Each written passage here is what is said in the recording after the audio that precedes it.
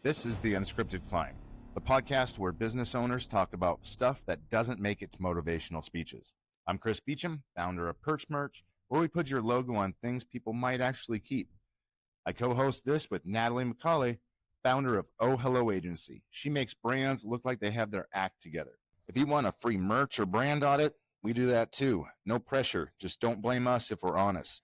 Go to theunscriptedclimb.com. Let's get going. Hey, everybody. Welcome to another episode of the Unscripted Climb. So today in our virtual studio, we have Nate Karaway of Premier Brick, otherwise known as just the Brick Guy, I just learned. We branded him as such. Which is fine. So I said, I'm the merch guy. He can be the Brick Guy. You're What the am I? brand gal. I don't think that sounds as cool, guys. It doesn't. But my voice sounds cool. I've had some really bad allergies this week, so we have the husky voice on as smoker's voice. Basically. Super excited to have Nate here because I got introduced to him through Grant Schlichtman of Digital Sky, who is our video partner at Oh Hello. And he said to me, and I don't know if I've ever told you this, Nate, but he was like, I have to tell you, I just met one of the best guys. Like, you're going to love this guy. Like, that was like 4 or 5 months ago. And literally, he just said, you were a great guy. He didn't say what you do. He didn't say, oh, he's, a great sale. He just literally was like, this guy is an awesome entrepreneur. And he's leading up something that's really going to change the brick industry, was the second thing he said when I asked for questions. So I had the pleasure of having a couple conversations with Nate because I'm working with some clients in this space. And I'm really excited to have him here because he has such a fascinating background and he is actively building a company in the brick industry, which brick is like such an interesting, weird industry because it outlasts us. Like, you're literally selling a product that lives longer than anyone on this call. So tell us a little bit about you, what your entrepreneurial journey has been so far to get to this moment, and then we'll dive into where you're at today and what you're building. Yeah, I appreciate that. Thanks for having me, you two. It's exciting to be here. I guess to tell your story is an adventure in itself, right? And I suppose when I look back and jog back as far as, when I started the industry, it's neat to see that, through baseball and sports is what brought the opportunity to me and found myself into the Chicagoland area playing for a team. And the previous owner actually had his own team, but also had his own company and one of the companies was the brick division. So I ended up finding myself down here in Chicago playing baseball. And then that's right, sold some brick every once in a while. What transformed that process was I fell in love with the industry. And I started to realize, well, one, brick is everywhere in Chicago. And then two is the brick industry is a very unique industry, as you mentioned, that is a lot of work hard, play hard type style. So as I ventured into masonry and seeing all the different bricks, I'll never forget back almost 26, 25 years ago, when you look at a red brick wall, you'll look at this differently for everything too. When you look at a red brick wall and you think that you have to go back and figure out what that brick is so the client can do an addition, right? And so jogging forward, a long story short, you get into sales, you work at the counter, you start climbing into inside to outside sales. That's amazing. Into inside, outside sales. And I guess the journey has been always to be out there grinding, educating, learning and understanding the capabilities of these brick manufacturers to help people dreams come true. But you build, whether you're a designer that's, putting up a new building that's going to be signatory, or whether it's even just the homeowners, first home they're ever building, it's their dream house that they want to have a family in someday. I fell in love with that. I fell in love with the ability to impact people's lives and their dreams of something, one of their biggest investments they ever made. Then what you find is within the whole brick industry is filled with people of like kind, hard workers, people that care, people that are building America and thinking about what's best for people's lives in terms of being secure in that area and space that you're going to raise that family or maybe, again, make a signatory building in a high rise or do something that's going to create unique sheen or have fun with texture and style. And that's kind of where it started, right? So you fall in love in sales, call it at a sales level, and then you start learning. And then you start shadowing, and then it changes. And as the business changes, opportunities change. So you find yourself climbing into different roles and taking on different challenges. It's something, as a young person coming into the business at that time of my life, I was ready to take over the world. And then as you realize, oh, God, it's a lot to learn. You start learning from the veterans, and you find yourself maybe stepping back, but still trying to listen and be respectful. And ultimately, I guess I just kind of climbed those ranks from sales to corporate development to VP of architectural sales. And then actually, I'm really proud to share that, in my late 30s, I hit the presidency role, a goal I never knew if I would acquire, right, or achieve. And I ended up becoming the president of the largest family-owned masonry supply distribution in North America, which was at the time called Illinois Brick. And so as that journey went through and you're running that big of an engine, really in theory, you only know that, right? That's what I was born and raised in. So it's like, oh, is this what the brick businesses are? We end up selling the business and we get acquired by a global organization. I find myself sitting in a seat that's really a global seat, flying around. I spent a month in Australia, Tel Aviv, and Greece, and then you find yourself all over the United States, all the way up to Montreal, Toronto, down to southern Texas, over to southern California, and along the entire East Coast, seeing all of these businesses and learning so much. To have life almost naturally push you in a direction. Yeah, wanted it. Don't hear it wrong, wanted it. But these opportunities started to shape a new opportunity for myself. And really, I was seeking something different, unique. And it was the scariest thing I've ever went through, without a doubt, was, do you walk away from this global position to do what? And at the time when we parted ways and I decided that I wanted a cultural shift, I didn't have anything. I didn't know what I was going to do. And I had no idea if I'd go work for another company, or is it time for me to start my own personal legacy and bring people into my family business? And then comes really the next big step, is, you're aware, Natalie, where two of the best brands in North America in the brick industry, which is, clearly Endicott Clay Products and Belden Brick Company, reach out to me and want to fly into Chicago and spend time, and they want to talk to me. And all of a sudden you're sitting in O'Hare in an airport for 5 hours and you're getting grilled with questions, and you recognize that you can answer all of those. And you're surrounded with people that actually groomed and trained you to become you. And so I made that decision to start my business and partner with, as I'd call it, the number one and number two most premier alliance in the North American business, which is, again, Endicott and Belden.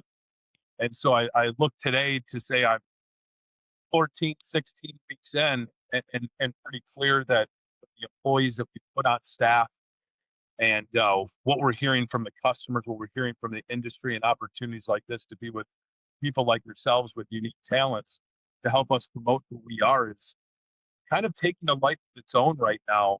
Meanwhile, we're still driving it to success, right? And those challenges are real. So that's a little bit of the journey in a nutshell, I suppose. Okay.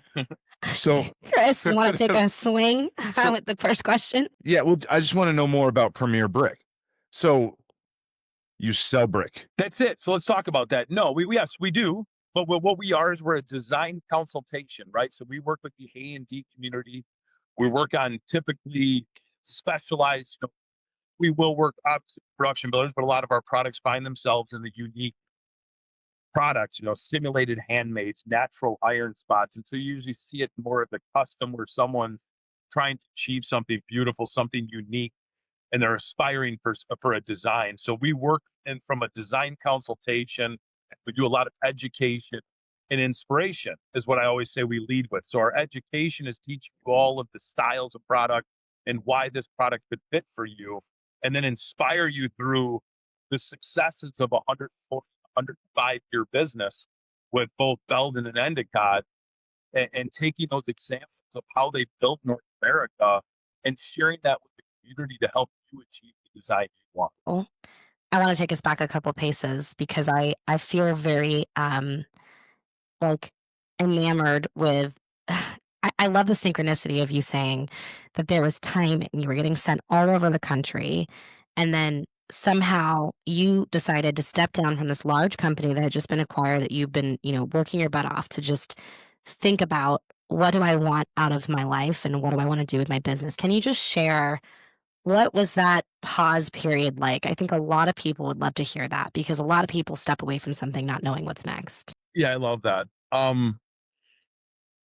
A close friend of mine said to me, right? He said, if your dreams don't scare you, you're not dreaming big enough, right? And we've heard a quote like that before. And I find myself sometimes looking back at that moment, and you're touching something so sensitive that when you're up against that wall and you're really looking at all of the components that you've been raised by, the people who have groomed you, not just your parents, but those that have actually helped you be successful to a leadership role. You have a commitment as a leader to make sure that you follow those dreams, right?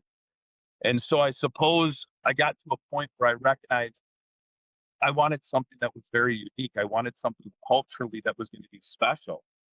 I set some unique goals, and something I do share that I do love to share. I said, could you imagine having your own business and having an employee someday buy a home? Could you imagine having your own business and someday your employee has a baby? Mm. You know, to see those types of milestones achieved underneath your own, agenda, your own business, and being able to support that because you built something is so impactful, right? And so I suppose that I would say I didn't have an ill will towards the change. I enjoyed traveling around the country. I enjoyed meeting those people. It was fascinating to see those businesses. And there's parts of it I will always miss. But to be back home in Chicago, be with the people who have helped really me get to that point, and now to be back and able to service that market and feel some of the benefits of working so hard and being back home, it's a wonderful feeling. But at that moment when you're making that decision, I talk about that dream and saying that you're not scared. Oh my gosh, you two. I mean, how scary it really felt to walk away from a global goal. I can't begin to tell you. It was like, well, why don't you just ride that wave out? And I don't know if I know how to, I don't know if I'll ever be able to answer what truly was in my heart at that moment when I knew it was time for me to take on a challenge that scares me so much, to be honest. But I also feel like there's so many good people that helped me get to where I did, and they continue to surround me and help me grow this business the way we're growing it right now, and why we feel this special thing, why Grant says what he says, why you and I, Natalie, have connected the way we have. It's because there's something here that's way bigger than us. And it's, you're right, it's a transformation of the industry, but it's also some of the best people in this industry helping this happen together collectively. I just happen to be a leader that pushes. Okay, so let's go to day one. What's the first thing you decide to do it? What's the first thing you do? Who's the first person you hire? That's amazing, right? Because strategy is bigger than that. So, I mean, I enjoyed the question, but I also find it challenging because to me at that moment when I knew I was making that decision, what if I told you, I went home and my mother was an author. I went home and wrote for 4 hours, and fair enough to tell the world if we're on a podcast. Yeah, sure. You shed a few tears along that journey thinking like, Chris, what am I doing? Like, is this the right move? Like, there was never a moment where I can tell you that I was just 100% positive this is exactly what I should do. Let's go. And so you found yourself going, is this right? Is this going to work? Are people going to surround you? And so to answer that question, I would say my wife. I mean, my wife was the one who was the rock right next to me that knew it was time and could see that it was impacting not just my family, not just the employees, but it was actually industry wide. It was kind of relationship wide. And so maybe my rock was right there with her. And then as we made our announcements, what if I said I didn't have to reach out as much? What if I said the key people called me? The key businesses and partners started reaching out to me saying, Nate, we know you, we know your integrity. Good luck. Some of them wouldn't tell you what they were thinking then, but maybe they do now. Some may still haven't told me what they see in the long run. But I can tell you this, after the amount of time that we've been in business from this short period, hired the key people that I would have dreamt to have. If you said you could have these people 5 years ago, I said, how could you make that happen? And believe it or not, those people came. And then unique people continue to kind of inject themselves into this equation, hence you two and any others, that all of a sudden I have an account that I couldn't be happier with. I have a digital guy that is just absolutely, pushing the business to all bounds. And here I am with a marketing gal that I think has tremendous talent, right? You see what's happening? It's like we're finding each other somehow. And I don't know, this is where I say it takes a life of its own. Hey, listeners, quick break. Listen, we started this podcast because we actually like talking to other business owners. Whether you're crushing it or just Googled how to fire someone without crying, we've probably been there. If you ever want to connect for merch, branding help, or just swap war stories? Check out perch-merch.com or ohhelloagency.com. No pressure. We'll even do a free brand or merch audit if that's your thing.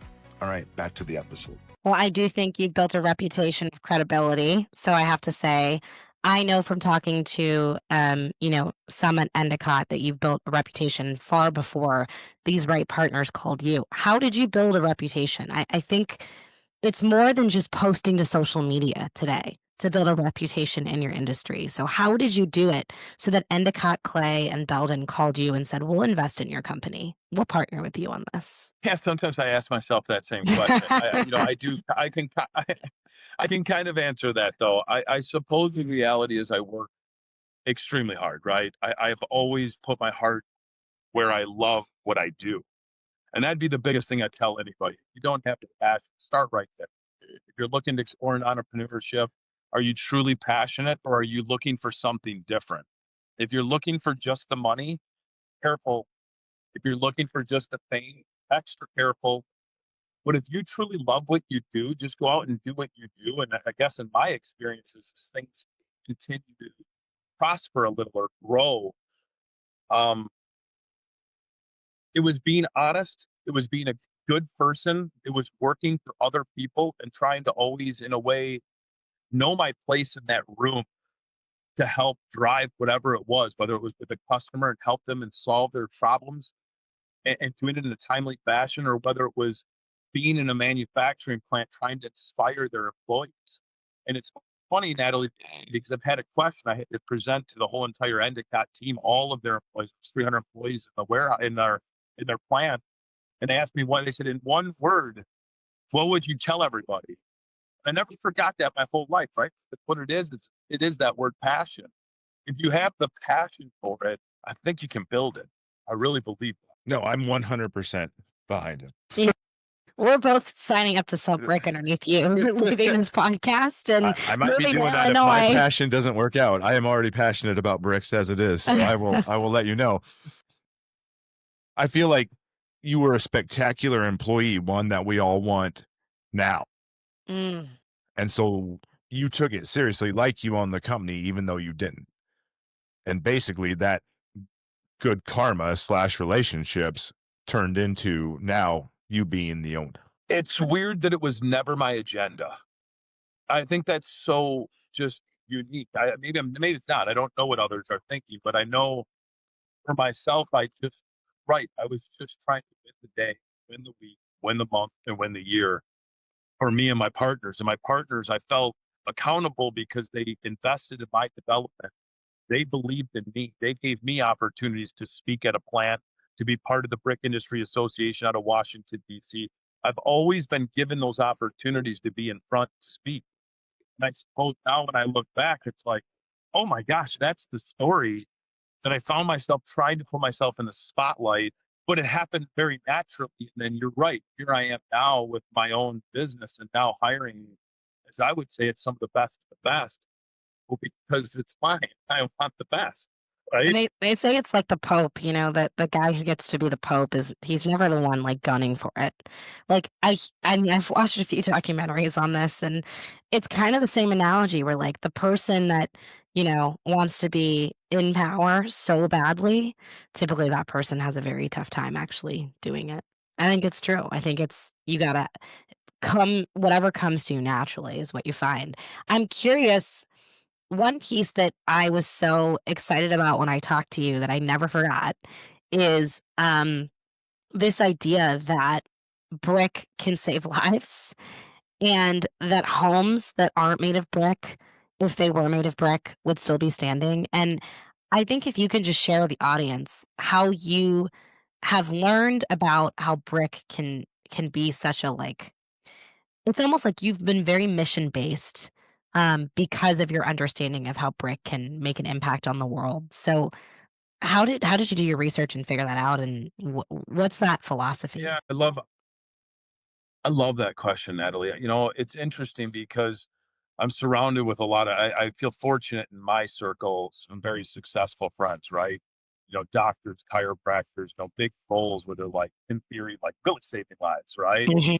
And I always wanted to have a purpose. I'll say that. Like I wanted to have a purpose. And so you start to seek to understand what the purpose is. What's my meaning this time? I'm like, on this planet, why am I selling what am I selling by making a big enough impact? And I suppose in the journey, I started to research and see that people's lives were, first of all, that I'll say that I noticed it was I helped someone achieve their dreams, right? Imagine someone coming back into the showroom, bringing you a bottle of wine or chocolates and saying, oh my God, I built my dream home and my wife is so happy. I just wanted to thank you, a little gift, right? And they're like, oh wow, that was so neat to touch their lives, right? And then it got deeper and deeper as I started getting more educated in the industry. Started to unfortunately see these natural disasters, unfortunately see burning buildings.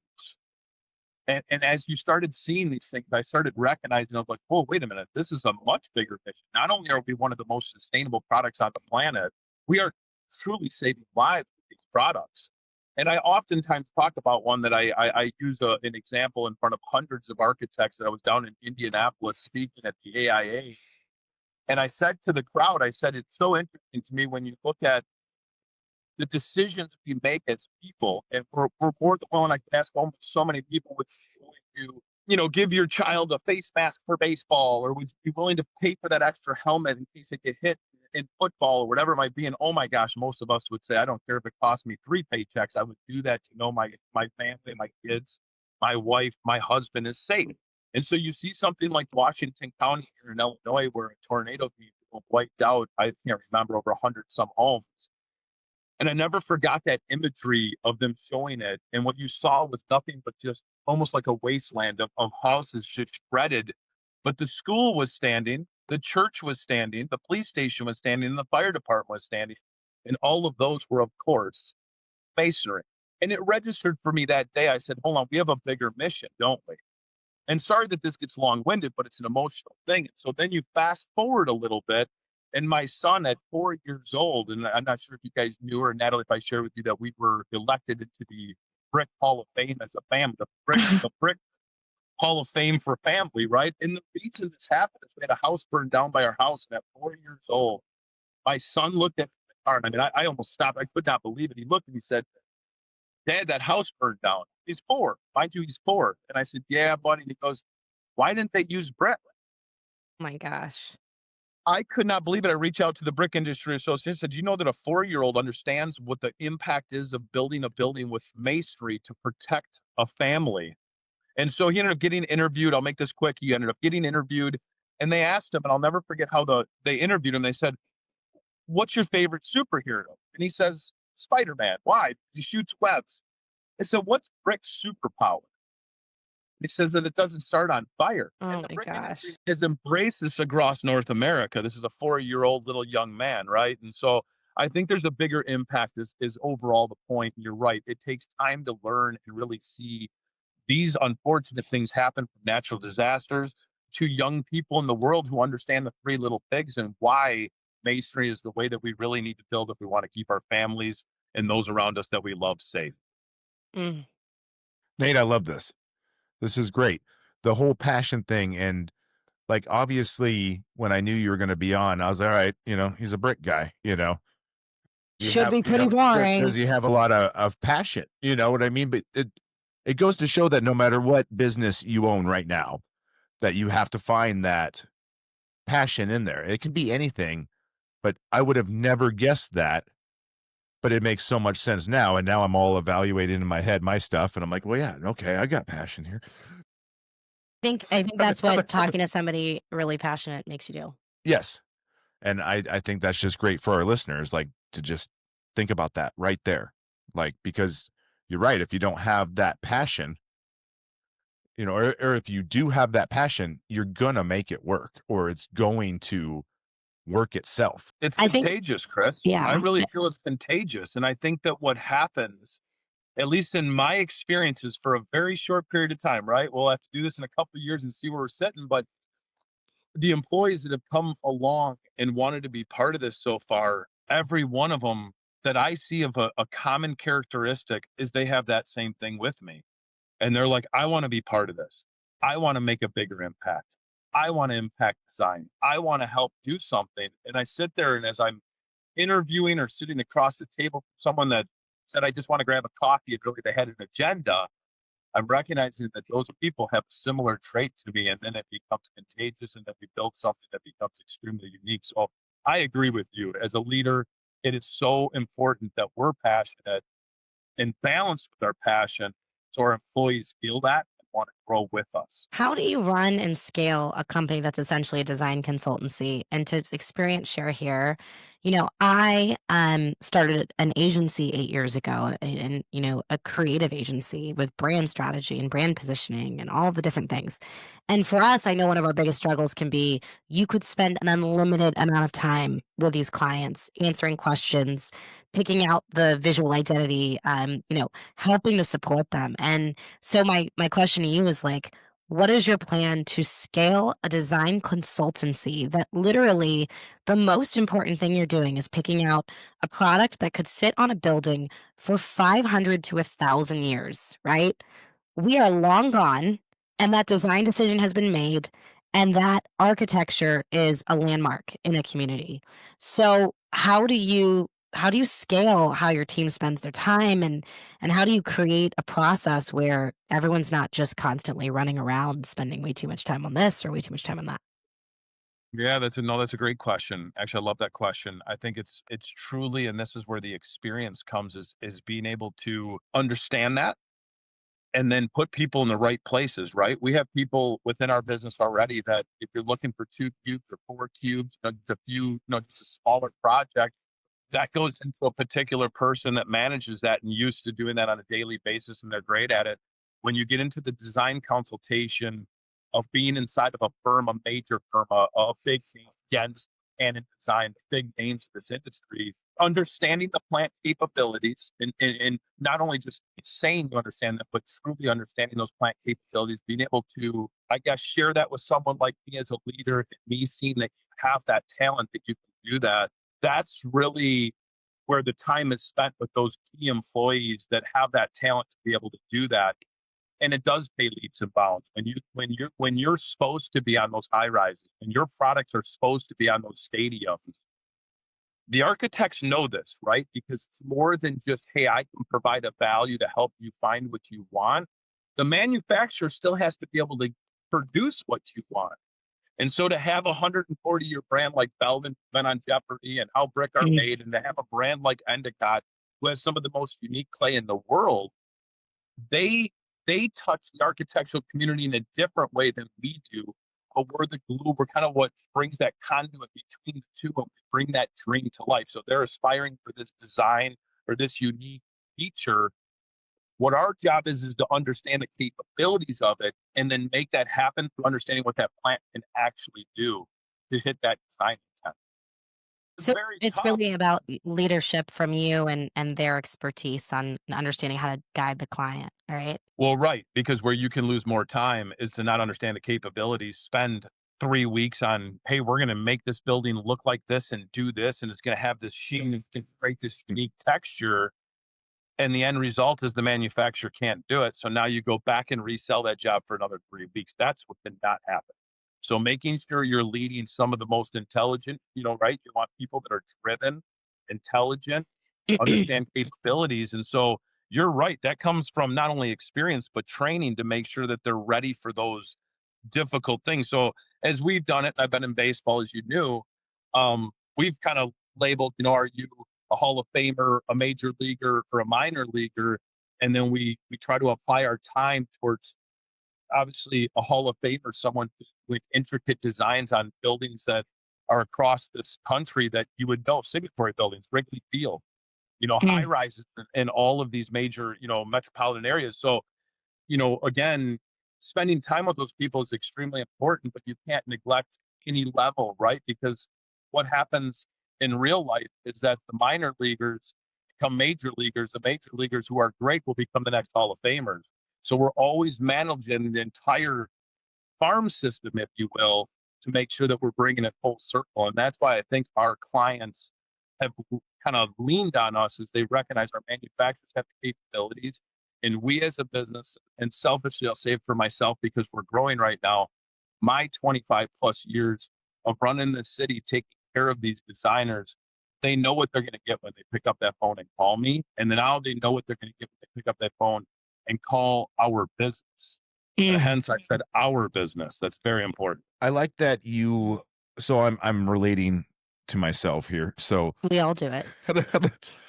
but you got me thinking. So because so I have a commercial painting company and I've had that for 15 years. Like I'm that expert in that. I can talk about that and I know every little aspect of it. And then I own my merch company, which is only 3 years old, but I was never an expert. But it's something that I am on the opposite end of you, where every day I'm trying to learn more. And I'm trying to, so I'm in the farm system right now, even though I own the company, but it makes me want to, like, just listening to you talk, it made me realize that if you talk like an expert and everything, like people just have confidence in you. Like I have confidence in you, Nate. Like I don't have anything to build, but I will. And someday. But I think us as business owners, we need to strive to be that expert because one, we should be anyway, but two, to get a client to have the best confidence in us, that's kind of what you need. And I think, Nate, you're a perfect example of that. So, and obviously you have a great deal of influence on your employees as well, and you're teaching them the right way. And it seems like you're giving them that passion and that education to be experts as well, which also makes me think like, okay, am I doing that the best? Am I teaching my employees to be experts, or am I just saying, do this, do that, do this part? And that's the only way to scale, because if it's all you, yeah, they might know when they call you what they're going to get, but if they can't trust that it's going to be handed off to the team, then it's a huge problem, So when you were going through that global acquisition, we always like to understand, like, what were some of the hard points, setbacks that you experienced, even though you weren't technically you didn't own the company and you weren't running the company as an entrepreneur, being president of a global company. I'm assuming there were some tough moments where you had to really become resilient and learn how to push through. Can you share some of those with us? Holy cow. Yeah, absolutely. And it's funny you bring that up because I find it that experience in my life was so valuable, right? I'll always be thankful to that organization to give you that opportunity because it's so much. When you get into a global organization and you're sitting over almost a country's business and you're driving a lot of different facets. I was over not just sales, I was over the technical division, the engineers. There's a lot of things I was overseeing. It's scale, Natalie. It's scale. It's the amount of things coming at you that I remember saying it almost felt like from my family business or, that I worked for, it felt like if there was a big thing, it was like, yeah, you might have one of those once every month, right? Where when you go global and national, everything else, it's a daily occurrence, right? Whether change, whether it's everything, right?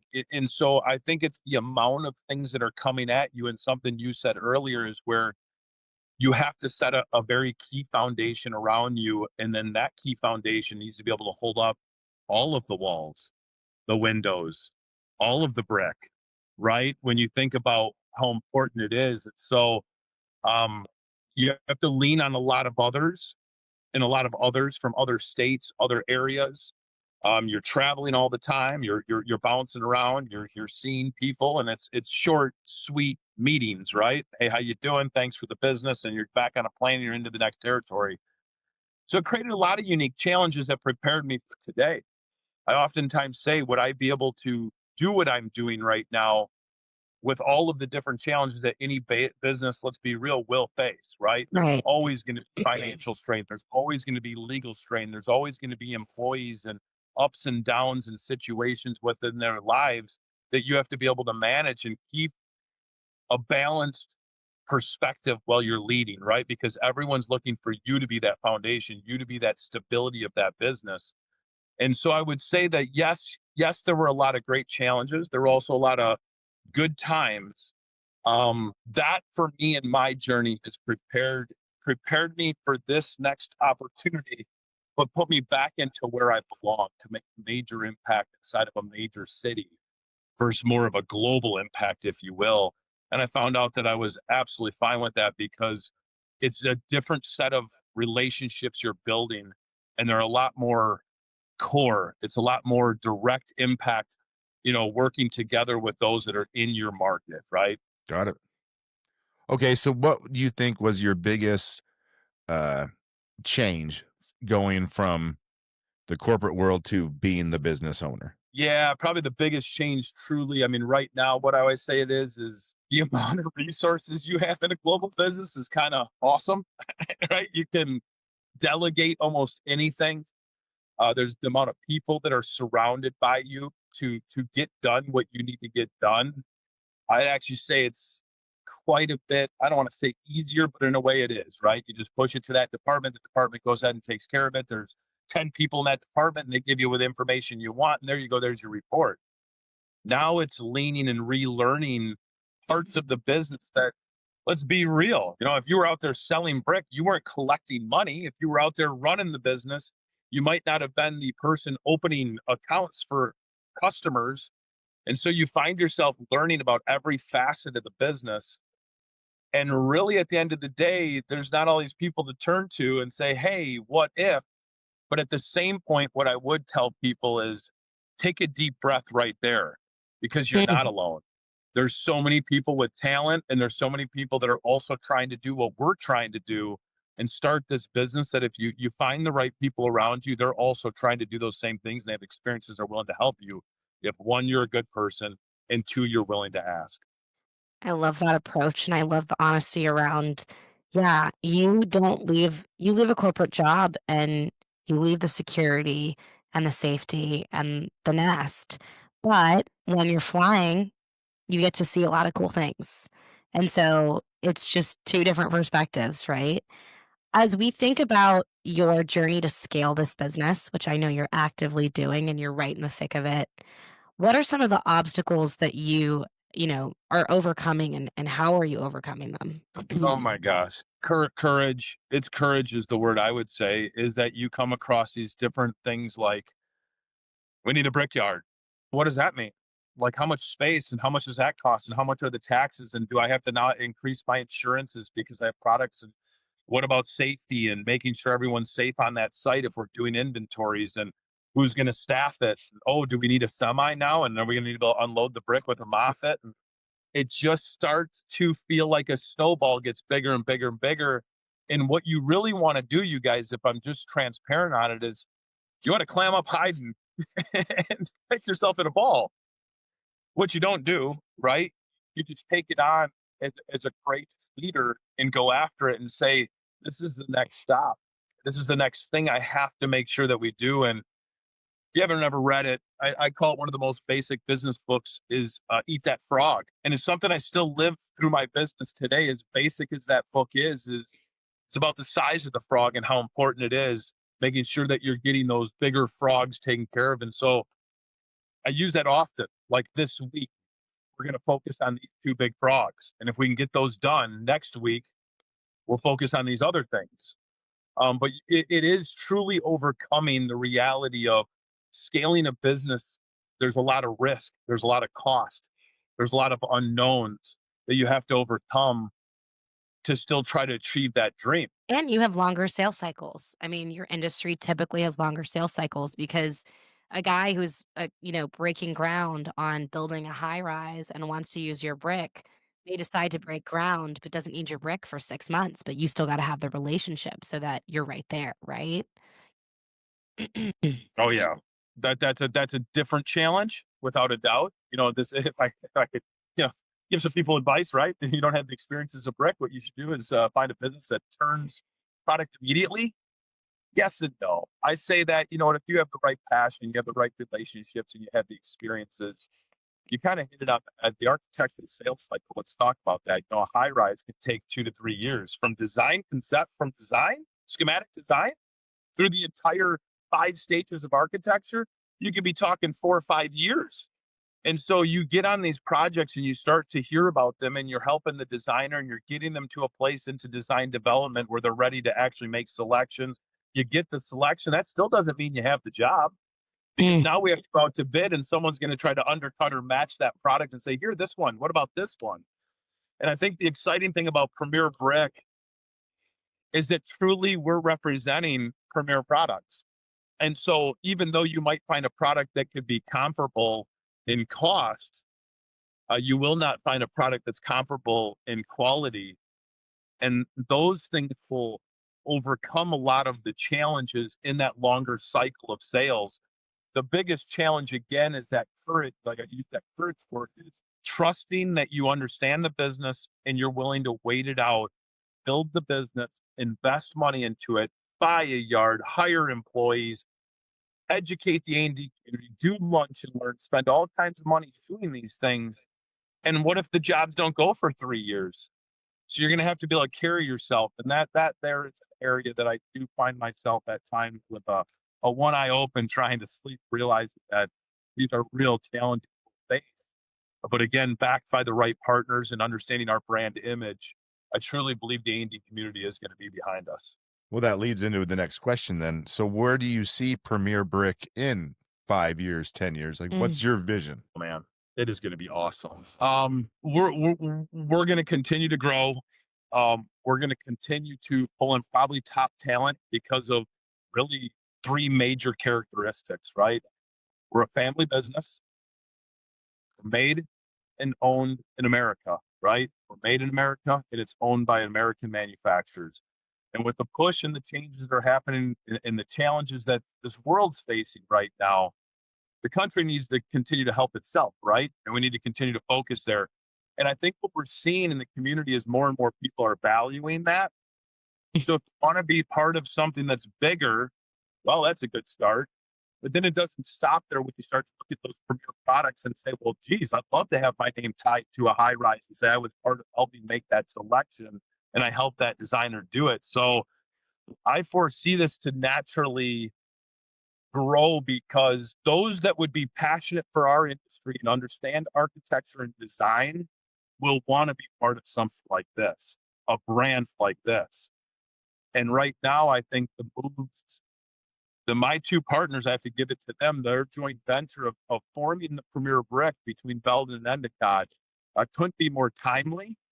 And probably, I would have to say, it's probably more demand that we all realize from an architectural design perspective. So I think there's going to be some natural growth here, Chris. I think that's the reality, and we're gonna see that. And if we continue to put the right people in the right places, this is really going to be something extremely special. Well, I think that's the perfect place to end it on. So, Nate, can you tell us if someone wants to connect with you about Brick, with where can they find you if they want to connect with you about Brick? I love that. Thanks for asking. I mean, our website, we have premierbrick.com.